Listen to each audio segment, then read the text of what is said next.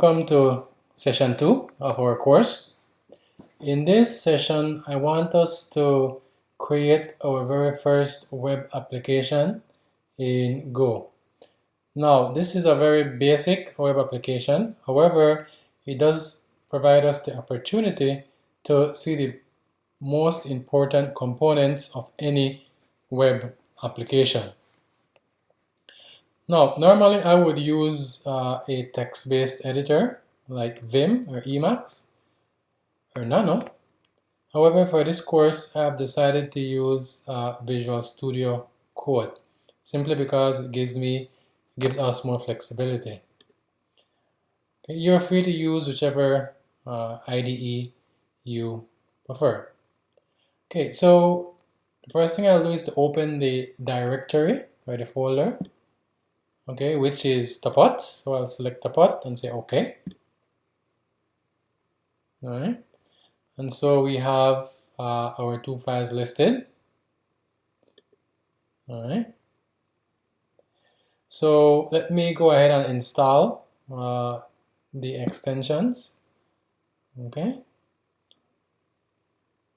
All right. All right. Now, while this is installing, I will simply go over here. All right. Let's close that. Go back to my terminal. Okay. Let me close that. All right. So the first thing we need to do, of course, is to create a package. Okay. Main. Okay.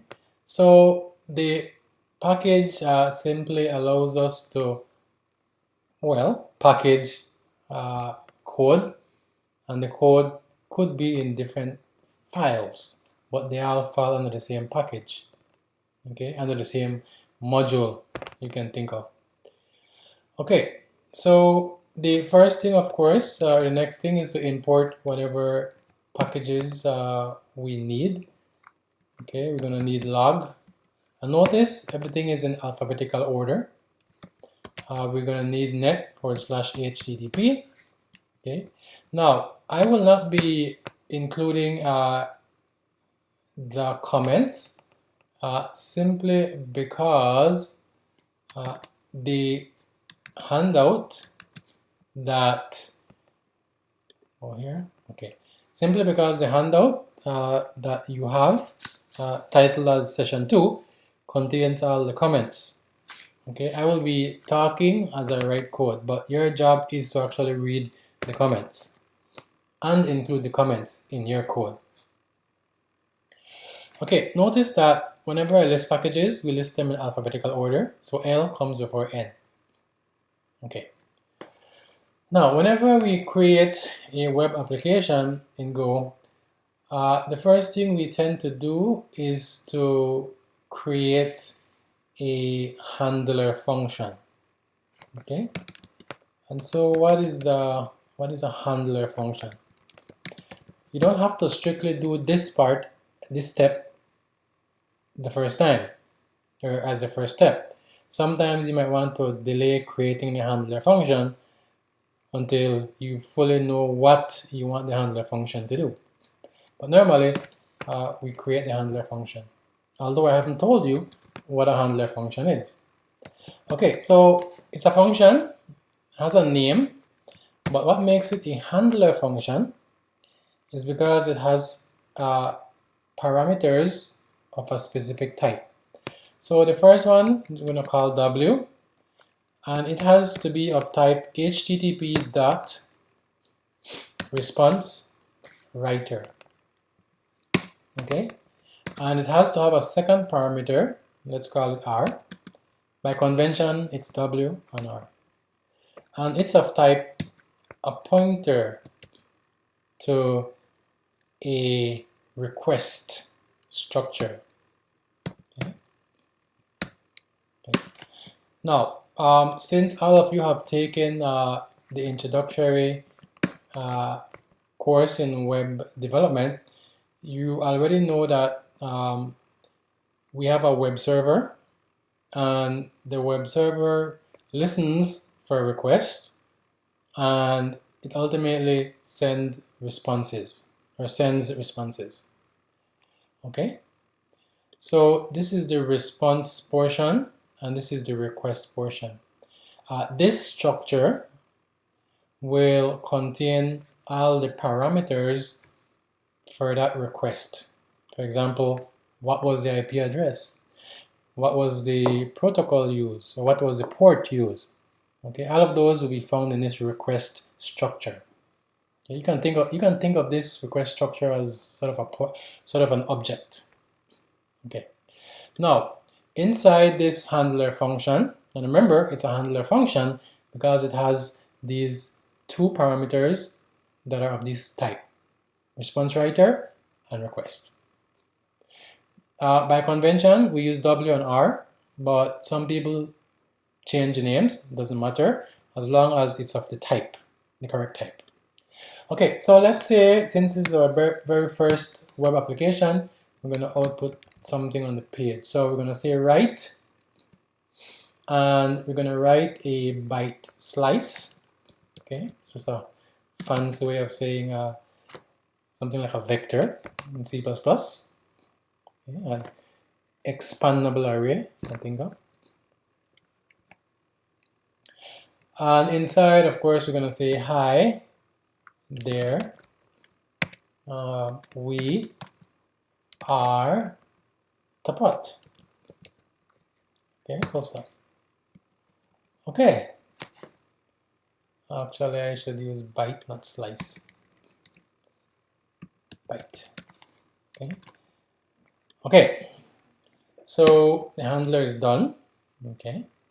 So of course, we need a main. Okay. Go requires a main, just like C++.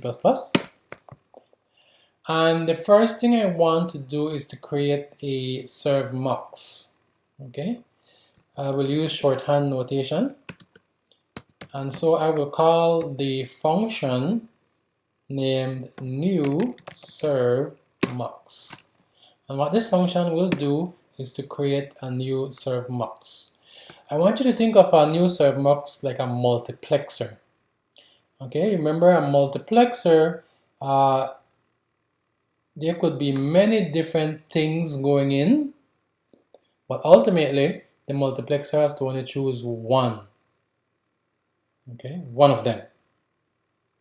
Okay.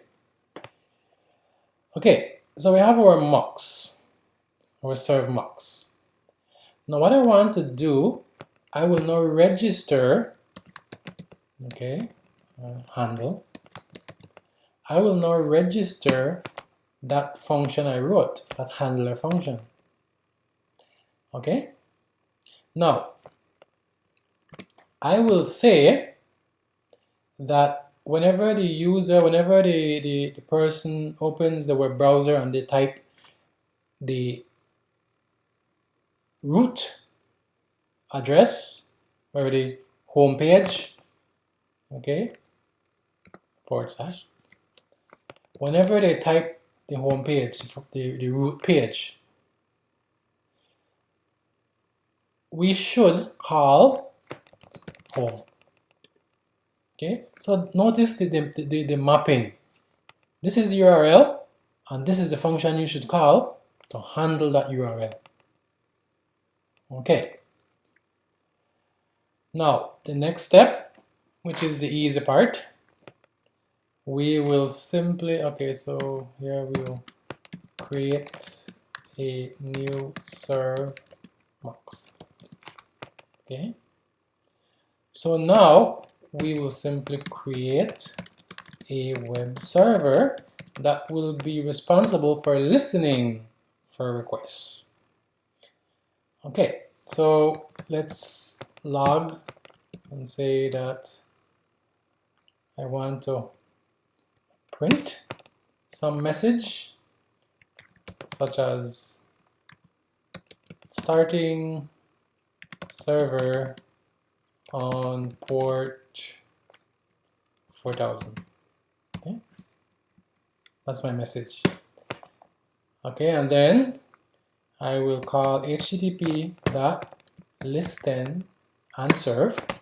This function is the one that actually creates a web server for us. All we need to provide is the address, right, and the port. The port is 4000. If I do not specify the address, right, it will simply listen on your network card. Okay. All right. And so the second thing we must give it is the Servox. Okay. Okay. Now, if there are any errors, you want to catch that in the variable error, and then we want to halt the program. Okay, the web server. Okay, printing the error message. Now, once again, let's quickly go over the main ideas. We have a Servox, okay, and we use this Servox to register all the mappings between URLs and the functions that will handle them. That's the reason why I call it a handler function. Which function will handle this URL? Okay, so of course, as we build our web application, we'll have multiple URLs, and so we'll have multiple handler functions. All right. Now, of course, for the Servox to call the handler function, we must have the handler function defined. So here we will define all our handler functions. For now, we only have one. Okay. Now, once I have all my handler function registered and the URL that matches with that handler function, or those handler functions, then I will start my web server, and now my web server will simply start to listen. And if it gets a URL, okay, it will take that URL, or if it gets a request, sorry, it will take that URL, it will hand it off. Okay, so step one, the web server will get that URL, that request, it will hand it off to the Servox, and the Servox will search to see which handler corresponds to that URL. If it finds one, it will simply hand off or call that function, and that function will do its job. That's it. That's our web application. You need a server, you need some program that knows which function to call for which URL, and then of course you need those functions which actually do the job. That's our web application. Alright, so we've saved this, okay, and so let's run it. So I'm going to click on terminal, new terminal, and so what I want to do, I want to say go run, and then we'll say main.go, or if you want, we could simply say go run dot. Run everything in this directory. But since there's only one file, main.go, which is executable, it will run that file. So I will use the dot. Alright, so notice the message is logged, right? Remember? So my server, my web server is running. So let's check this. So we will be looking at localhost. Okay, so let's simply type localhost. Okay, you could do http:// localhost. But the most important thing is how you specify the port. You say colon, and then you specify the number, which for us is 4000. Okay, you could put a / or you could leave it as 4000. When you press enter, we will have, hi there, we are Tapat. So how did we get this? Well, simple.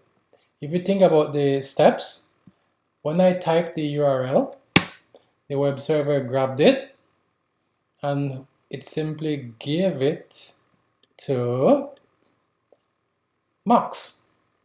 And Mux simply said, okay, this is the root. What should I do when I get the root? I should call this function. And so what does this function do? It simply outputs, hi there, we are Tapat. So our web application does exactly what we programmed it to do. All right, so I will leave it here. I fully expect you to do this, although I said I wasn't going to repeat it.